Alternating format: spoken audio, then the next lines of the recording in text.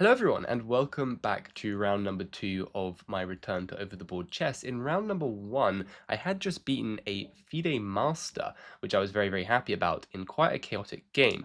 So moving into round number 2, I was paired up with a 2170, I think he's like 2130 something FIDE as well, so a very good player. And I was looking to start with, once again, pawn to d4, double white for me in the morning, so definitely happy about that. He responded with pawn to d5, I went for c4, queen's gambit, and after c6, the Slav, I wanted to try out one of my sidelines, which is knight to f3, and on knight to f6, 3 knights, e6, and I played this move queen to d3, which is quite a rare move. I'm not sure that I'll necessarily play it again, because the position that I got wasn't super impressive, and maybe it would have been better if I had prepared more specifically for my opponent, because the last time I reviewed this line was probably a few weeks to a month ago as well, so I was feeling a little bit rusty on that. But he played the move b6, which I was not familiar with. I only really knew this captures line here, but I'm not going to show all of that because that is part of my preparation. So he played b6, I captured there, and went bishop to a6, which I think made a lot of sense, because alternatively, if he were to play something like this, then I could go for knight to b5, and with bishop to f4 coming in, this pressure on c7 could get very annoying. Even here, and now knight c7's a threat, and I'll always get e3 and a4 in, so you can't really get to my knight either. So instead he opts for bishop to a6, and I drop my queen back to c2, and already I thought this position looks pretty good for white. I was thinking if he takes back with a pawn, then I can always just develop my bishop into the game, play e3, put my knights out, and I thought this looked like a very nice game, especially with this b6 move included, because this b6 move will weaken the c6 square in the future, and I don't have any such weaknesses on my side of the board. And alternatively, capturing with the e-pawn would leave the c-pawn as a big long-term weakness, and if you ever try and push it forward, then I can capture that one, and you'll get the hanging pawns. So something like here, I'm not necessarily saying this is good, but just to illustrate, these would be the hanging pawns, and these pawns would be a target in the future, while my pawns are all very safe. I only have 2 pawn islands, and my opponent would have 3. So obviously he didn't like the look of either of those and went for knight takes pawn on d5, and here I should have played the move e4. e4 was my initial move, but I rejected it because I didn't like the look of knight to b4, playing queen d1, and then bishop takes on f1, king takes on f1. But this was just really poor evaluation from me, because in this position I can play just a3, bishop to e3, so just moves like bishop to e3, a3, queen d3, bring my rook in, play g3, king g2. I have a big space advantage in the center, not good places for black to develop this bishop, c-pawn's weak, knight's not looking good. I mean, this position is fantastic for white. I really should have gone for this, and I think I would have had a big advantage. But because I was overly concerned about castling, instead I decided to capture the knight in the center, captures, and play this move knight e5. Once again, I label this as an inaccuracy. I think the engine thinks it's okay, but I think the move bishop to d2 was better to try and restrict the development of the dark squared bishop from black going very quickly. Because if black now moves out their bishop, I can just play g3, bishop g2 castles, and I get a decent game. Alternatively, I was thinking maybe you can get quick control of the c file with white as well. So I thought this made a lot of sense. But instead, I went for this knight to e5 move, and he gave me a quick check with the bishop. I blocked on d2, and he took on d2. Here I spent a long time, well, maybe not that long, but at least a couple minutes, 2-3 minutes, and I was thinking about playing king takes on d2. This is a crazy move, just like bonk clouding in the middle of a classical game, and honestly, because it was over the board, I think that's part of what put me off playing it. But I was looking at it concretely, and I was like, hold on, I mean, what's black actually going to do? They can't punish it, clearly.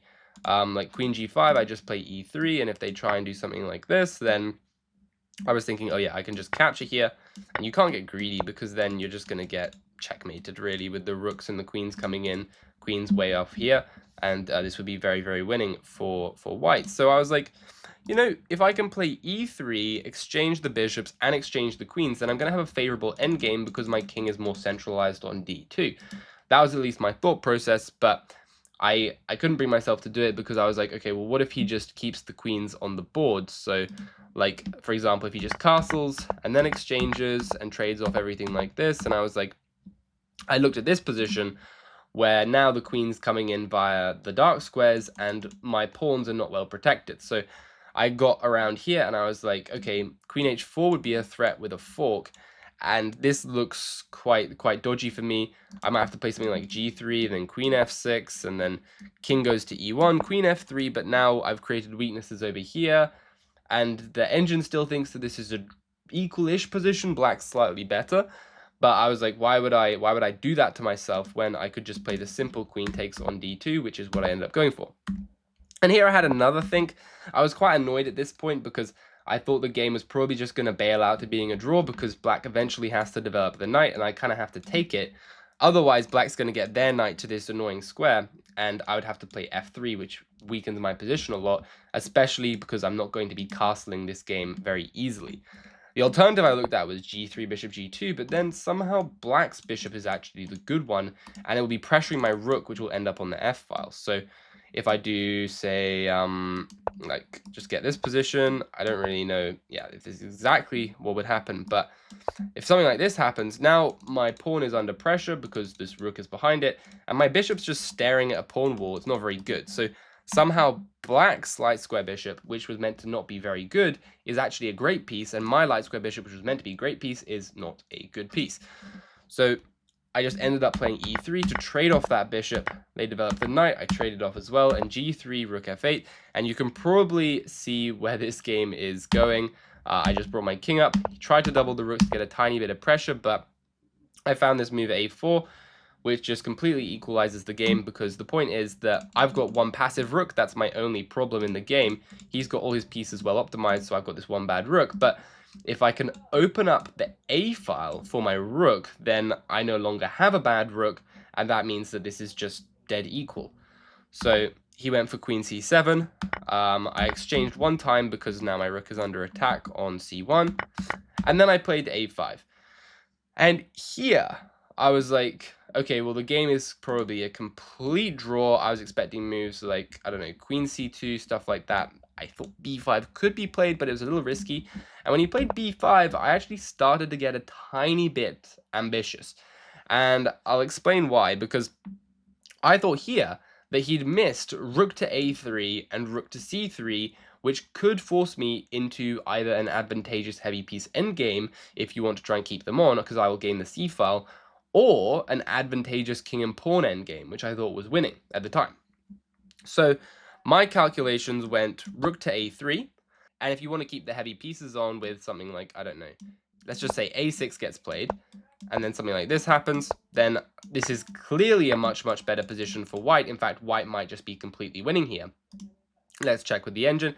Yeah, okay, white is plus 0.2, so it's not completely winning, but white's definitely pressing with the queen coming in and this nice advanced pawn which messes with black's pawns. So I thought this looked excellent, right? And the alternative, the only alternative, was something like queen to c2, which is the move that I was expecting a lot more.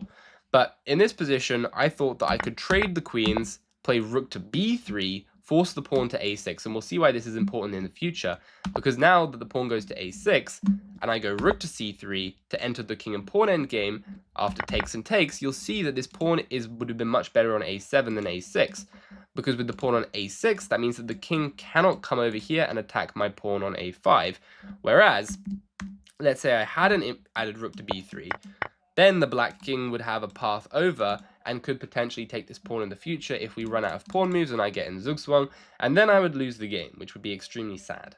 So yeah, rook to b3 was a very important move, and I thought this king and pawn endgame was winning. I really did. I was like, I don't see how he's gonna keep up with the moves, but this was from quite far away, and okay, yeah, I'll explain what I was doing here. Is I want to try and run my king over to the b4 square, and then eventually invade via c5 if I can put my opponent in Zugzwang where they have to move the king away. And then if my king gets in like this, then I can get in and start taking all the pawns and should be able to win, right? So I kept moving over with the king, just like this, but he found this really nice idea of trying to expand the pawns in the center, so that I can't ever get a pawn to e5, which would restrict the king from going to this d6 square. Because if I could have got a pawn on e5, let's say that black plays some terrible moves, and allows me to get this position here. this position is winning for white, because now, actually I might have, no, I've not messed it up, because this can go like there, here, and probably something like g4. But I was thinking that in this position, yeah, if my pawn gets to e5 like this, then when I run the king over, right, so the king will end up running over. Let's just say this stuff gets included. Eventually what will happen is that because black doesn't have these two squares either side, black cannot maintain control of the c5 square, and will eventually have to give it up, just like this, and will let me go either way. If the king has to go this way, I go this way, and if the king goes this way, I go that way, and I will start taking all of these pawns instead. So I was feeling a bit hopeful that eventually I would get a pawn to e5, but he acted very quickly, put a stop to that one plan, and we ended up making a draw in this position. He'd offered me a draw a bit earlier. I declined it because I was hoping maybe he would try and get ambitious and play for the win and then overpress and make a blunder. But all in all, a draw against a 2170 opponent isn't so bad in round number 2, still playing on board 1 and also remaining on board 1 for the next game. So do let me know if you're interested in this game. Hopefully this was a useful king and pawn endgame kind of study to take a look at. I know, not the most interesting one, a little bit dry, just making the draw, exchanging a lot of pieces, but sometimes that's just how chess goes. So yeah, please like and subscribe, and I'll see you all in the next video. Bye!